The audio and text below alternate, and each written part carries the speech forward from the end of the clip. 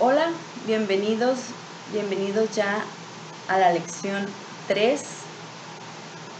Espero que sigan con el mismo entusiasmo, con el mismo deseo y que sigan conectándose, sigan estudiando, que ya tengan con ustedes la guía en sus manos, ya la tengan impresa. Y pues vamos a recordar un poquito lo que estábamos viendo la clase pasada. Veíamos la lección 2, que era conociendo a Dios. Veíamos que Él quería que nosotros lo conociéramos íntimamente y que lo dejáramos que nos transformara desde adentro, que transformara mediante la renovación de vuestro entendimiento, para así se pudiera demostrar una conducta agradable a Él, que iba a crecer en nosotros el fruto del Espíritu, que era el carácter de Jesús, y pues que eso le agradaba a Él, íbamos a ir creciendo espiritualmente, íbamos a ir cambiando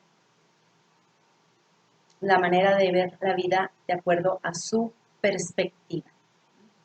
Y que cuando nosotros vemos la vida desde la perspectiva de Dios,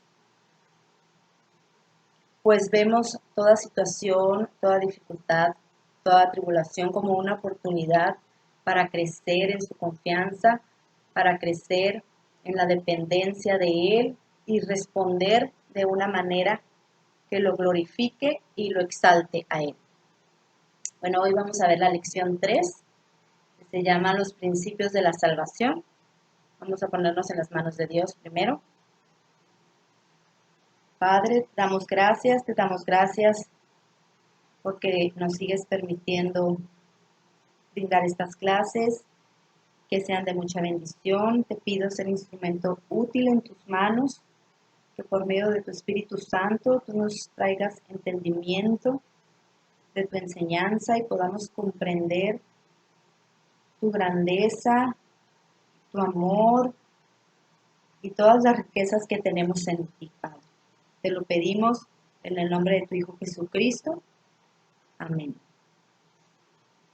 Bueno, hoy empezamos con la lección 3. Se llama Principios de la Salvación. Nuestro nacimiento en nuestra vida espiritual, nuestro nuevo nacimiento, al igual que el nacimiento físico, pues es un nuevo comienzo, ¿no? Es el principio, es la entrada, es el primer paso a nuestra vida espiritual, a nuestra vida, a nuestro caminar cristiano. En esta lección, el propósito que tiene esta lección es mencionar algunas cosas que suceden cuando un incrédulo se convierte. Y digo algunas cosas porque podríamos pasar muchas clases aquí, muchas horas explicando todo lo que sucede pues cuando nos convertimos.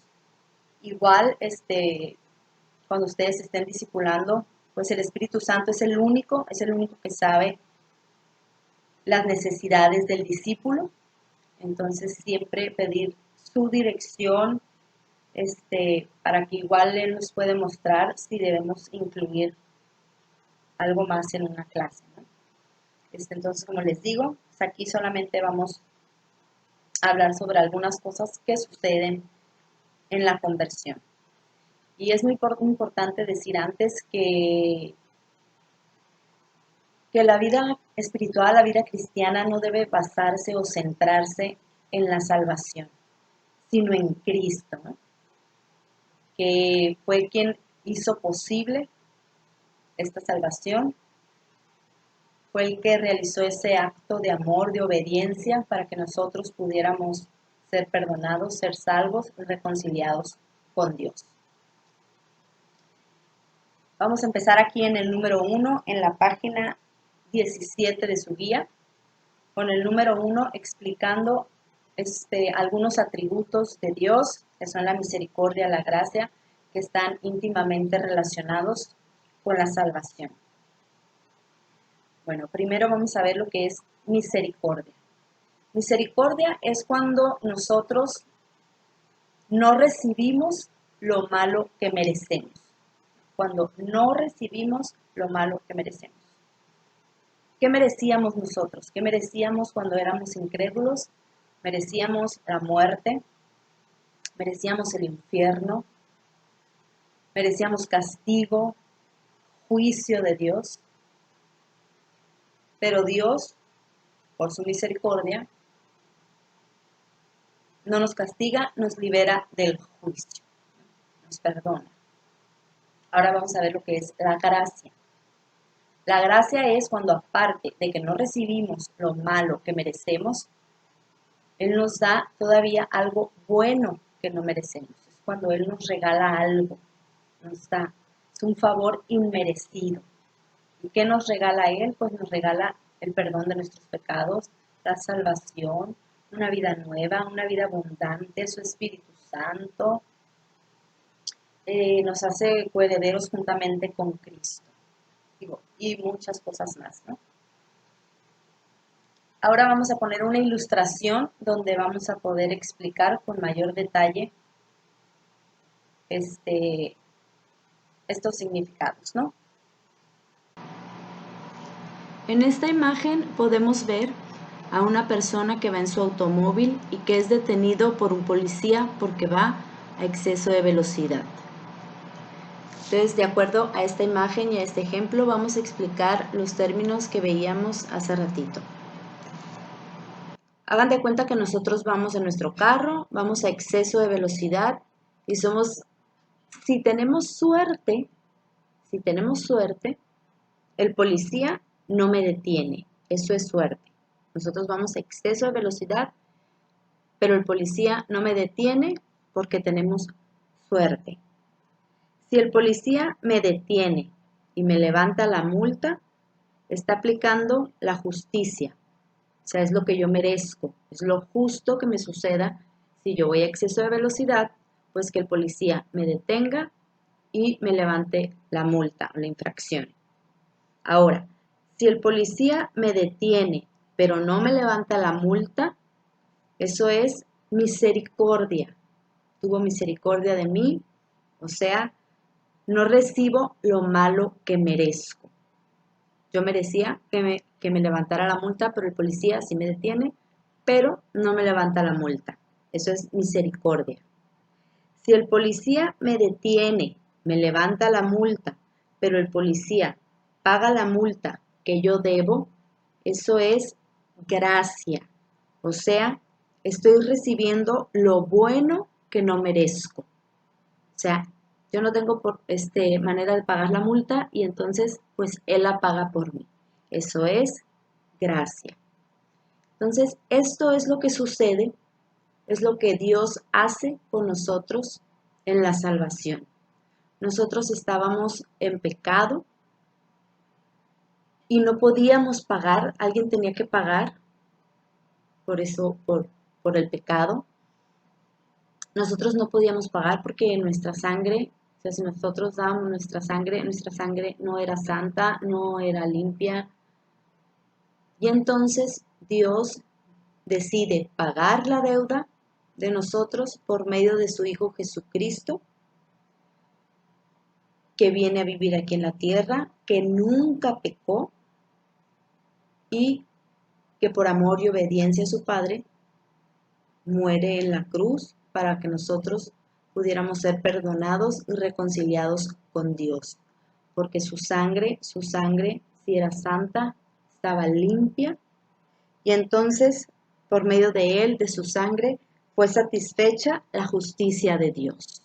O sea, se pagó esa deuda y ahora nosotros podemos ser reconciliados, somos reconciliados con Dios por medio de la sangre de su Hijo Jesucristo. Entonces, aplicó por amor su misericordia y su gracia. Bueno, ahora nos vamos al número 2. Dice, el apóstol Pablo describe lo que yo era antes que Dios me hubiera salvado y lo que Dios ha hecho por mí. También ya lo hemos mencionado cuando veíamos el diagrama de la vida cristiana, pues cómo estábamos antes de llegar a la cruz, antes de convertirnos, ¿no? Antes de recibir a Cristo. Decíamos que estábamos muertos en nuestros delitos y pecados, vivíamos en tinieblas, sin poder conocer a Dios, sin agradarlo, vivíamos impulsados por nuestros deseos pecaminosos, por nuestra propia concupiscencia. Éramos objetos de la ira de Dios, éramos esclavos del pecado, ¿verdad? Sin poder hacer otra cosa más que pecar. Ahorita vamos a leer algunos versículos donde Pablo menciona esta situación de cómo nos encontrábamos nosotros antes de convertirnos. Efesios 2, del 1 al 9. En otro tiempo ustedes estaban muertos en sus transgresiones y pecados, en los cuales andaban conforme a los poderes de este mundo. Se conducían según el que gobierna las tinieblas, según el espíritu que ahora ejerce su poder en los que viven en la desobediencia. En ese tiempo también todos nosotros vivíamos como ellos, impulsados por nuestros deseos pecaminosos, siguiendo nuestra propia voluntad y nuestros propósitos. Como los demás, éramos por naturaleza objetos de la ira de Dios. Pero Dios, que es rico en misericordia, por su gran amor por nosotros, nos dio vida con Cristo, aun cuando estábamos muertos en pecados. Por gracia ustedes han sido salvados, y en unión con Cristo Jesús, Dios nos resucitó y nos hizo sentar con Él en las regiones celestiales, para mostrar en los tiempos venideros la incomparable riqueza de su gracia, que por su bondad derramó sobre nosotros en Cristo Jesús.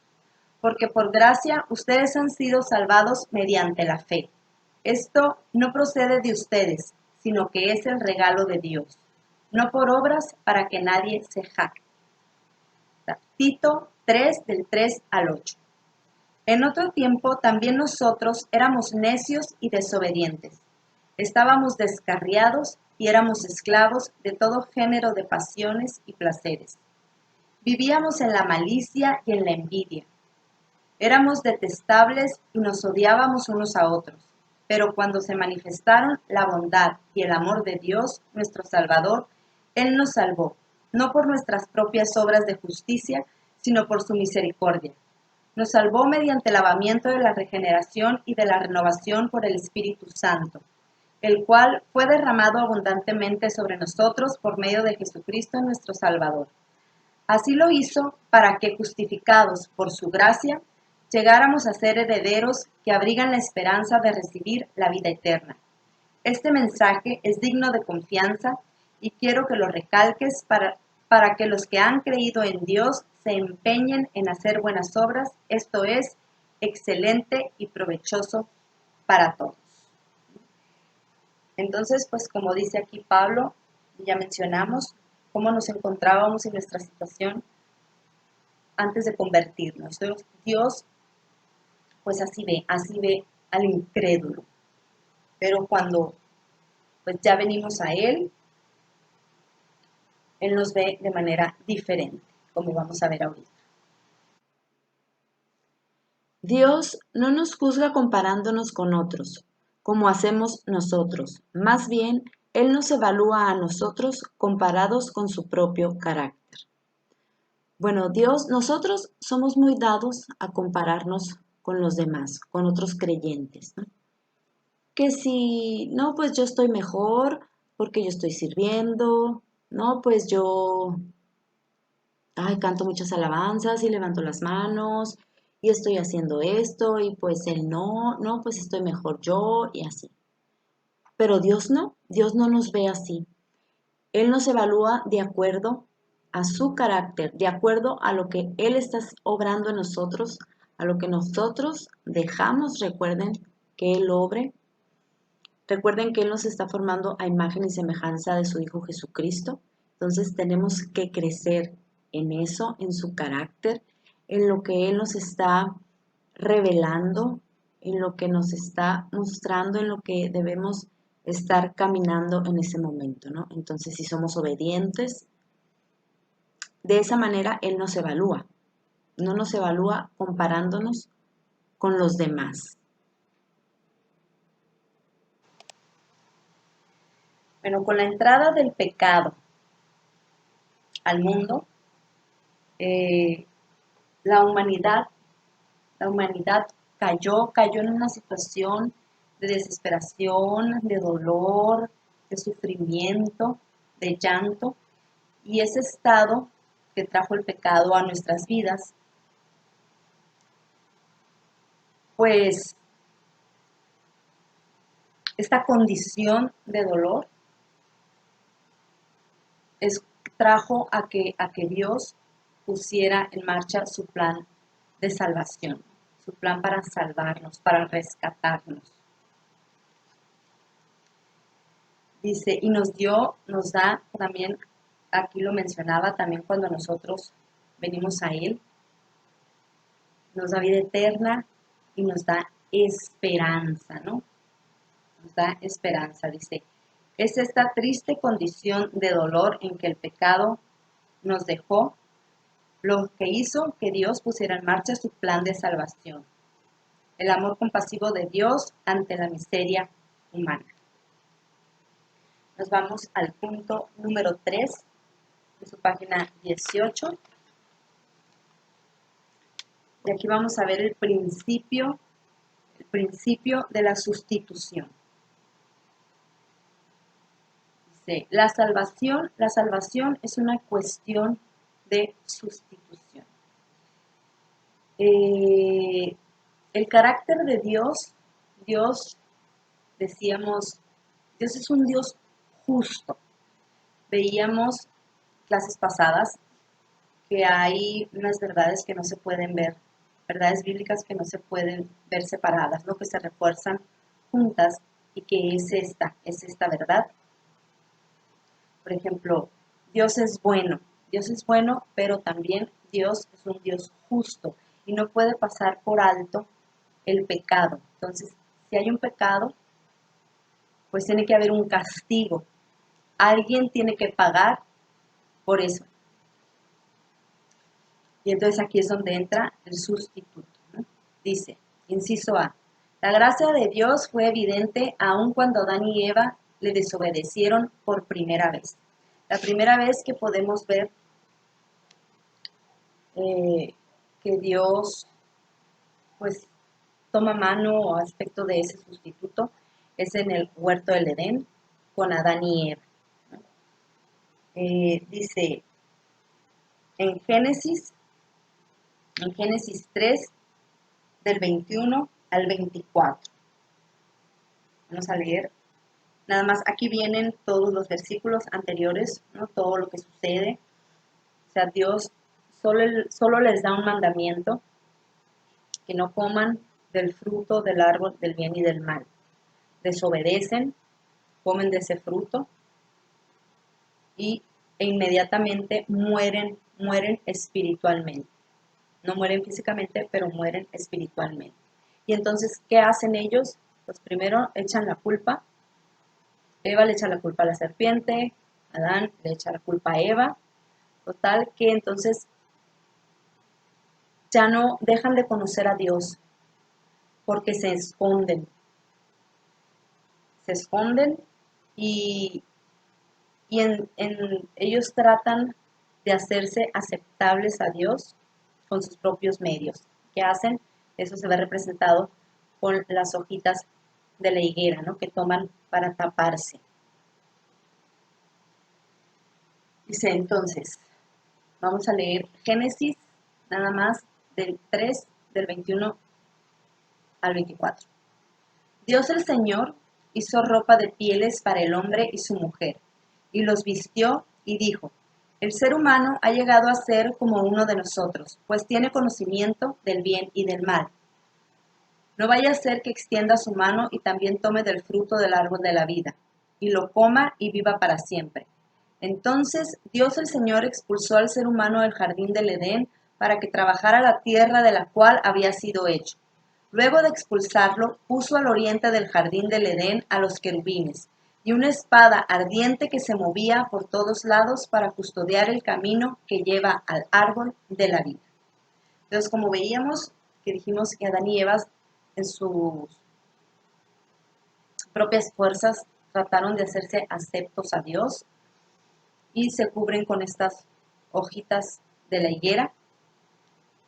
Entonces, ellos recibieron lo que merecían, que es la justicia, ¿no? Cuando tú recibes lo que te mereces. Pero entonces Dios les dio lo que no merecían, que es la gracia, cuando mereces lo bueno que no mereces, el que está representado por el sustituto que él escogió, que era un animal. O sea, un animal tuvo que ser sacrificado para pagar por ese pecado.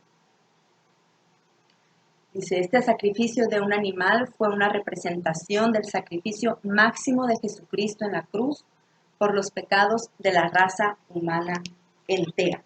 Entonces ahora volvemos al ejemplo del policía, de la infracción, y vemos que el hombre, pues que iba manejando, es el que iba en exceso de velocidad, ¿no? Eso sería el pecado.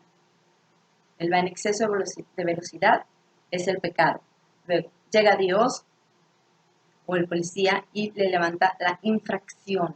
Eso es la justicia, es lo que tú te mereces, ¿no? Por ir a alta velocidad, tú mereces que te multen. Entonces Dios te levanta la infracción. Entonces, pero después el hombre no puede pagar esa multa, y entonces Dios la paga por ti. Dios la paga por ti y eso es la gracia, cuando Él te da lo bueno que tú no mereces. Nos vamos al inciso B. Ya estábamos en el número 3, vimos el inciso A. Ahora vamos al inciso B, dice la Pascua. Seguimos con lo mismo el sustituto. La Pascua dice otra ilustración del sacrificio de la sustitución de Cristo. Cuando están en Egipto, que todo su pueblo de Dios, pues están como esclavos en Egipto, y Moisés los va a liberar, ¿no? Es cuando las plagas y todo eso. Pero ya al último, cuando Dios le dice en Éxodo, que Dios le dice a Moisés que va a sacrificar a todos los primogénitos, tanto de humanos como de animales, ¿no? Y lo que tienen que hacer ellos para que el ángel de la muerte que va a pasar no llegue a sus casas y no mate a sus primogénitos, ¿no? Entonces dice que tienen que matar a un cordero, que ahí está, el sustituto, y tienen que poner la sangre, la tienen que poner en los pilares de la puerta, para cuando pase Dios o pase el ángel de la muerte, va a ver esa sangre, entonces ve como que, pues ahí ya fue, ya pasó el juicio, ya fueron justificados, ¿no? El juicio ya estuvo ahí, ya fue pagado. Y entonces, pues no va a entrar ahí. En las casas que no tengan la sangre en la entrada, en la puerta, pues ahí alguien tiene que pagar, no ha pasado la justicia por ahí, y entonces, pues es cuando mata a los primogénitos. Dice, su justicia, la justicia de Dios, como veíamos su carácter, pues Él es justo. Entonces su justicia demanda un juicio, pero su amor demanda un sustituto. Dice, los israelitas estuvieron en esclavitud en Egipto. Un cordero fue sacrificado como un sustituto. Donde quiera que se veía sangre en los postes de la puerta de la casa, los habitantes escaparon del juicio de Dios. Cuando el Señor vio la sangre en los postes de la puerta, Él podía decir, el juicio ya ha estado aquí. Entonces vemos como ahí, otra vez podemos ver la misericordia, la gracia, pero también la justicia de Dios. Como Él, cuando nosotros estamos en Él, Él nos libera del juicio. ¿Por qué? Porque nuestra deuda ya fue pagada por Cristo en la cruz. Inciso C.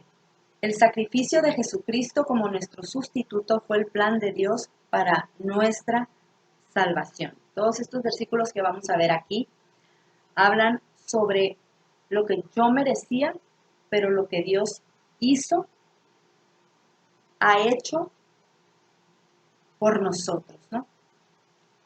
Y que no nos dio lo que nosotros merecíamos. Isaías 53, del 4 al 6. Ciertamente, Él cargó con nuestras enfermedades y soportó nuestros dolores. Él fue traspasado por nuestras rebeliones y molido por nuestras iniquidades.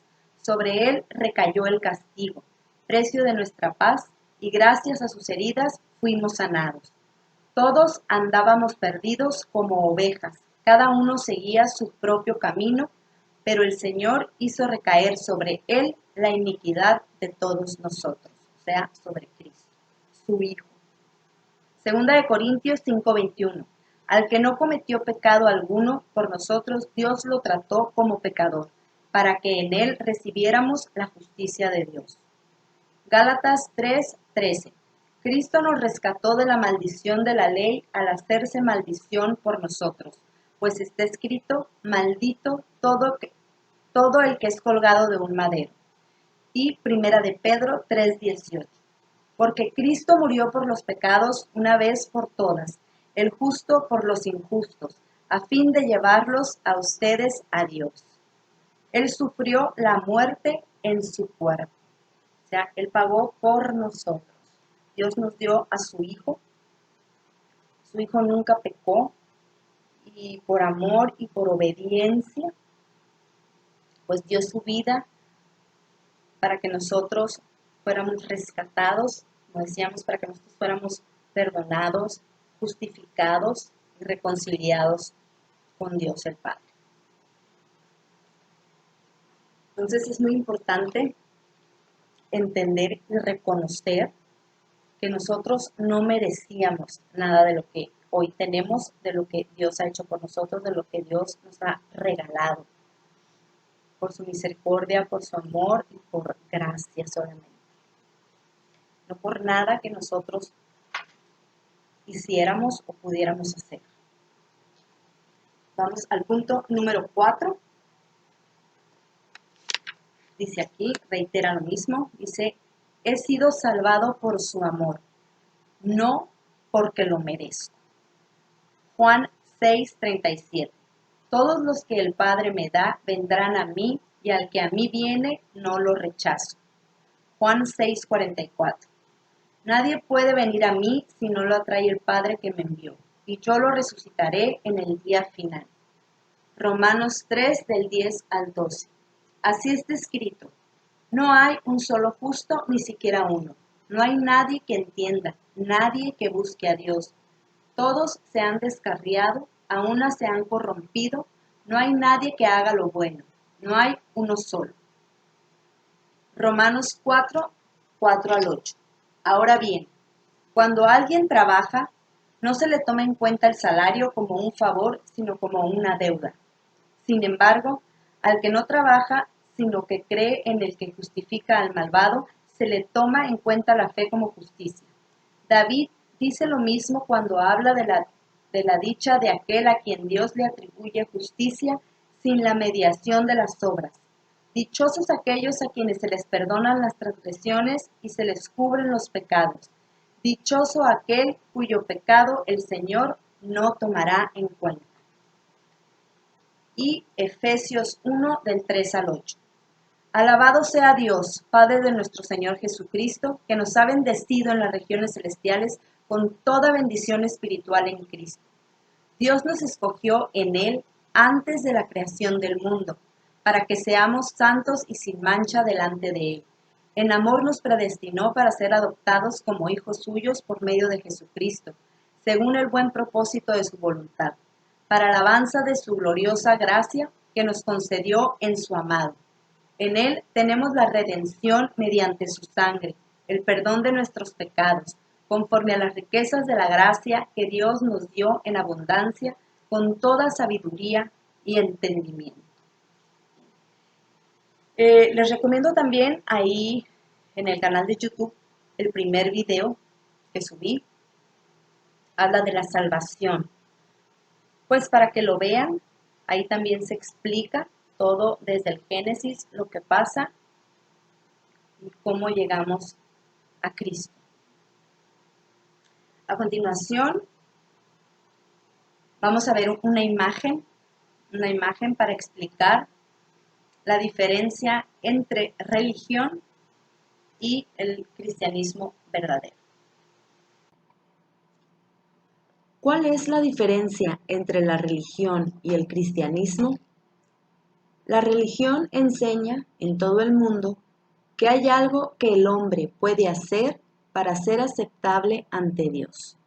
Ellos enseñan que mediante ritos, sacrificios y penitencias podemos recibir el perdón de Dios. Pero en cambio, el cristianismo verdadero enseña que solo lo que Cristo ha hecho a tu favor puede hacerte aceptable ante Dios.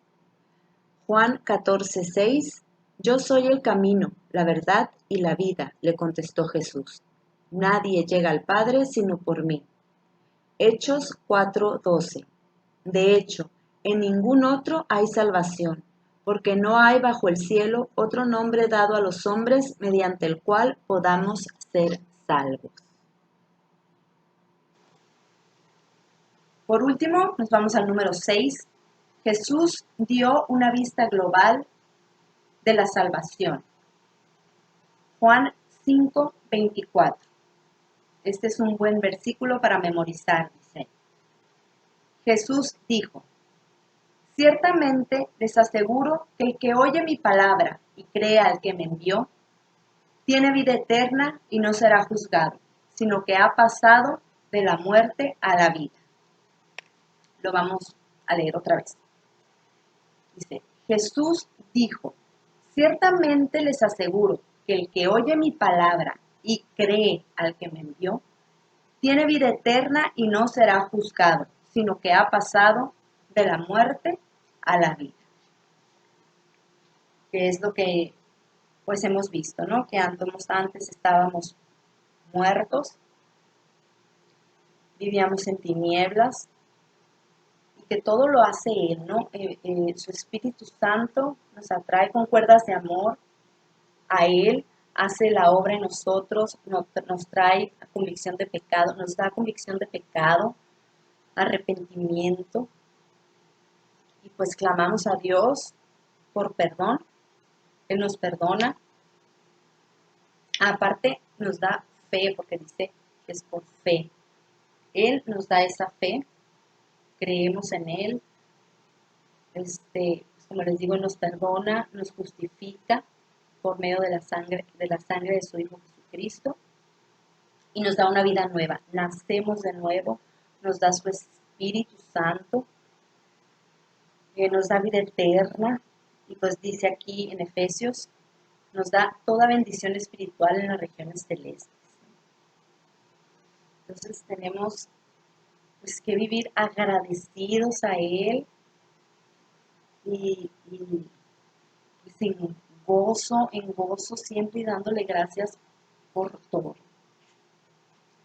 Dice aquí, ver también Juan 17:3.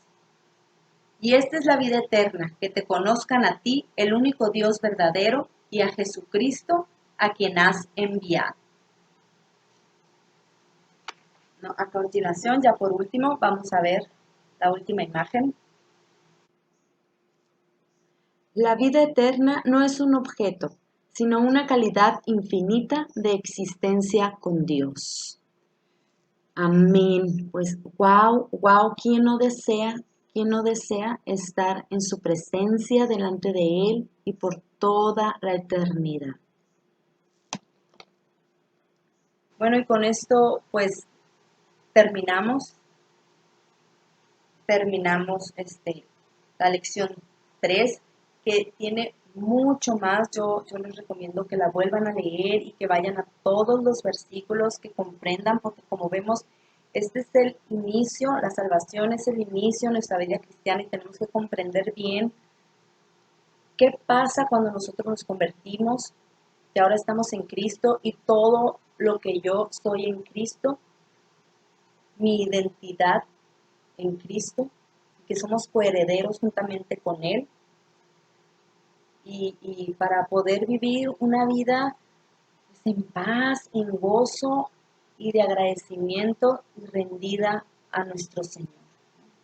Ya por último, dice aquí, desde Génesis 3 hasta hoy, la misericordia de Dios, la cual Él acompaña siempre de su gracia, tiene por objeto guiarte a la cruz de Cristo para darte allí su consuelo. Romanos 2:4.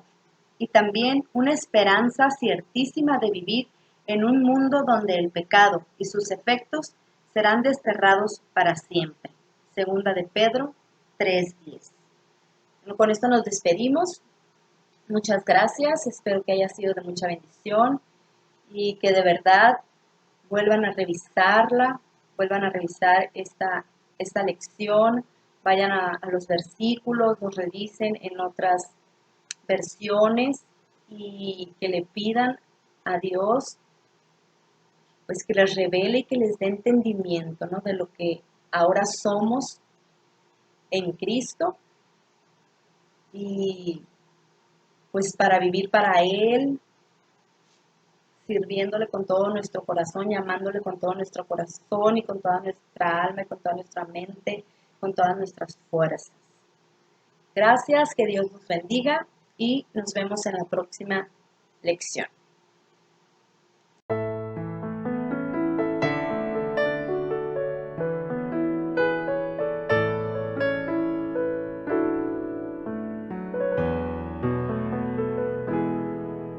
El misterio de la cruz no puedo comprender, la angustia que llevo a sufrir. El perfecto Dios su Hijo entregó, la copa amarga Él bebió por mí. Tu sangre mi maldad lavó, gracias Cristo, fue satisfecha la ira de Dios.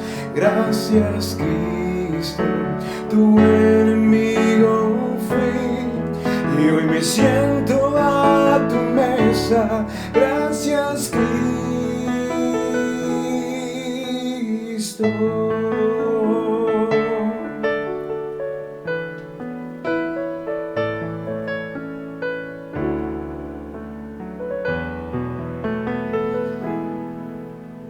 Por tu sacrificio me acercaste a ti, quitaste toda enemistad. Tu gloriosa gracia derramaste en mí, tu misericordia es sin igual. Sangre mi maldad lavó, gracias Cristo, fue satisfecha la ira de Dios. Gracias Cristo, tu enemigo fui y hoy me siento a tu mesa. Gracias Cristo.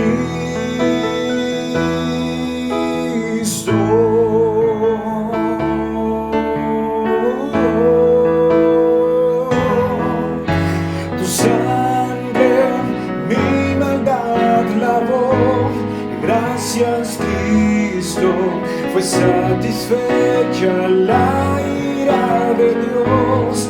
Gracias Cristo, tu enemigo fui y hoy me siento a tu mesa. Tu enemigo fui y hoy me siento